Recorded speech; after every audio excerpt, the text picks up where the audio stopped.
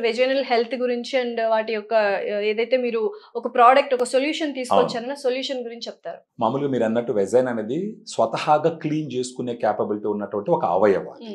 మన వాళ్ళకి తెలియక ఏం చేస్తారు, వాటర్ తో ఎక్కువగా చేస్తారు. మీరు అది డూషింగ్ అంటారు. వాటర్ తో ఏంటంటే ఫోర్స్ఫుల్ గా క్లీన్ చేయడానికి ట్రై చేస్తారు. యాక్చువల్ గా వెజైనా ఇన్నర్ గోడ మీద ఏముంటుందంటే లాక్టోబాసిల్లస్ అనే గుడ్ బ్యాక్టీరియా స్పీసెస్ ఎక్కువ ఉంటాయి.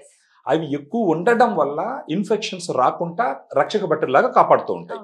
ఈ వాటర్ ఫోర్స్ఫుల్ గా క్లీన్ చేయడానికి వాడినప్పుడు ఆ గుడ్ బ్యాక్టీరియా ఆ వాటర్ తో పాటు బయట వచ్చేస్తుంది.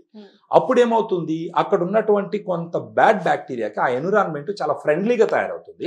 అవి నంబర్ గ్రో అయ్యి అప్పుడు ఇన్ఫెక్షన్స్ వస్తాయి. ఏదన్నా వెజనల్ ఇన్ఫెక్షన్ వచ్చినప్పుడు జనరల్ గా గుర్తొచ్చేది అంటే యాంటీ బ్యాక్టీరియల్స్ లేదంటే యాంటీ ఫంగల్స్ వాడతారు. అవి ఏంటంటే సిమ్టమాటిక్ రిలీఫ్ మాత్రమే, మన రక్షక బట్టలు మనం కాపాడాలి.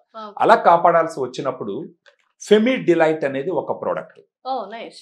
ఫెమిడిలైట్ అంటే దీంట్లో 2 రకాల గుడ్ బ్యాక్టీరియా ఉంటుంది.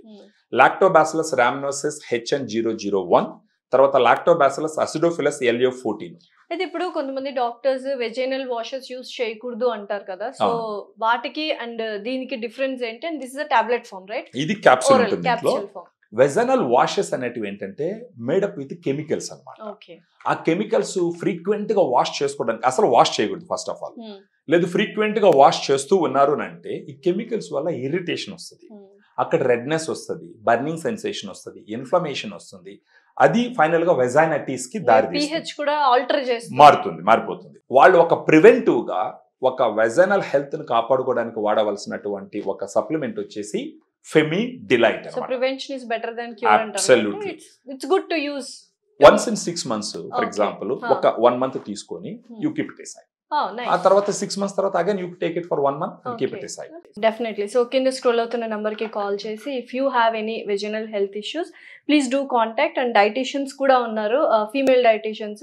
Accordingly they will give you and they will prescribe this Femidilite. Thank you so much, Subramanian. Thank you.